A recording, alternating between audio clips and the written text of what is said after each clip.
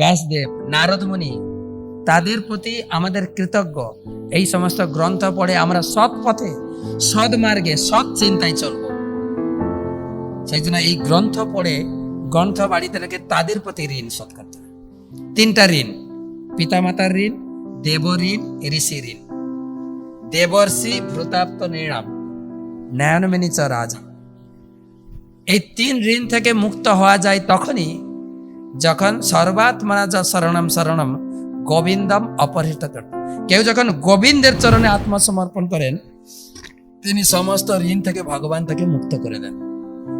সেই জন্য গীতায়, ভাগবতমে, বিভিন্ন জায়গায় যেতু সর্বাণী কর্মাণি মই সংন্যাস্য মৎপর, যে সমস্ত কর্ম আমার চরণে অর্পণ করেন তাকে আমি সমস্ত ঋণ থেকে মুক্ত করি।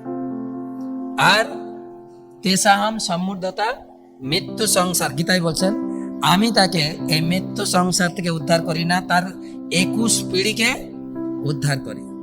তাই দুই পক্ষ, যারা বৈষ্ণবদের দীক্ষিত কি দীক্ষিত নয়, দুজনেরই একটাই কাজ, গোবিন্দ পূজা।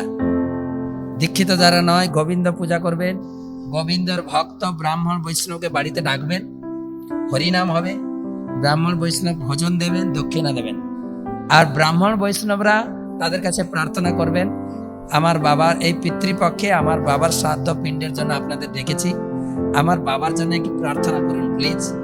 সবাই একটু বাবার জন্য হরিনাম করুন।